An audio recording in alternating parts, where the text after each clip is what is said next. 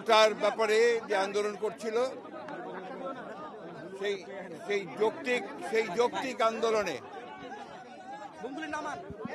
সরকার গত কয়েকদিন ধরে তার আইন শৃঙ্খলা রক্ষাকারী বাহিনী এবং তাদের লেলিয়ে দেওয়া আওয়ামী সন্ত্রাসীদের দিয়ে একটা ত্রাসের রাজত্ব সৃষ্টি করেছে।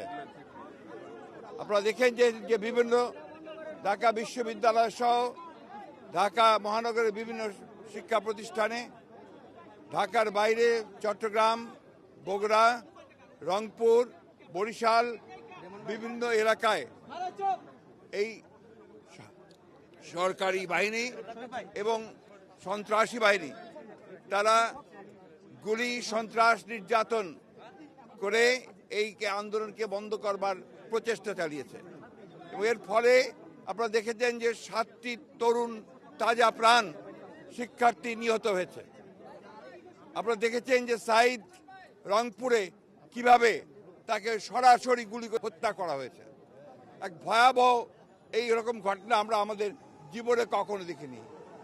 আজকে অত্যন্ত দুঃখের সঙ্গে বলতে হয় যে এই ধরনের যে দমন নীতি, এই ধরনের যে নির্যাতন, এই ধরনের যে হত্যা, গুম করে যে সরকার আজকে জোর করে ক্ষমতায় টিকে আছে, ছাত্রদের একটা ন্যায়সঙ্গত দাবি শুধু কোটার ব্যাপারে, এটা তারা আলাপ আলোচনার মধ্যেই শেষ করতে পারত, কিন্তু শুধুমাত্র তারা জেদের কারণে আজকে তারা এই একটা হত্যাকাণ্ড ঘটিয়েছে এবং হত্যাকাণ্ডের তীব্র প্রতিবাদ আমরা জানিয়েছি।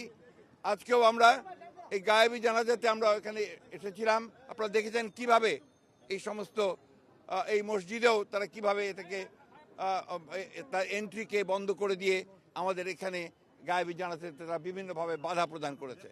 আমরা এই তীব্র নিন্দা জানাচ্ছি এবং কয়েকজন গ্রেফতারও হয়েছে।